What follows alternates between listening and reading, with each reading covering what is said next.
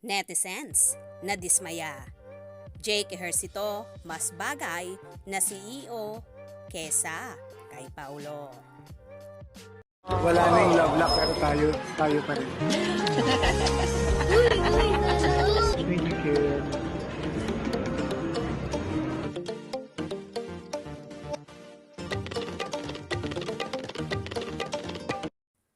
Matapos ipasilip ng View Philippines ang dalawang artistang gaganap sa Filipino adaptation ng What's Wrong with Secretary Kim.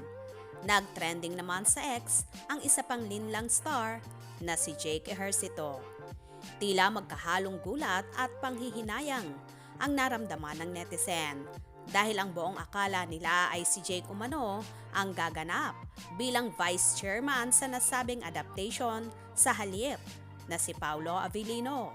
Narito ang ilan sa kanilang mga reactions. Jake Ejercito has more CEO vibes for me, but okay.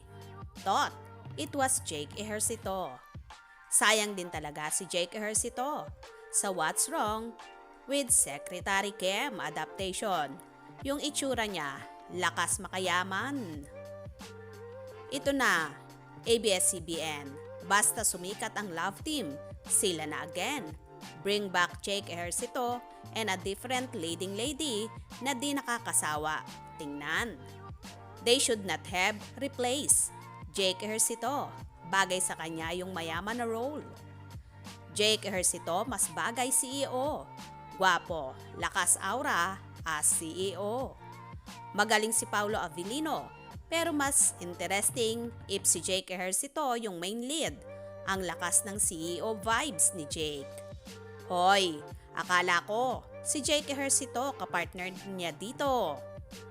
Ang nasabing adaptation ay collaboration ng View at ABS-CBN at ipinuproduce ng Dreamscape Entertainment.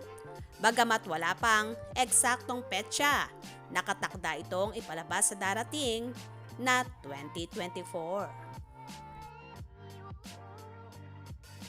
Maraming ang netizens ang nanghihinayang at ang inaakala talaga na makakatambal ni Kim dito sa Filipino adaptation na What's Wrong with Secretary Kim ay si Jake Ejercito at sinasabing ang bagay na bagay sana ang aktor bilang CEO.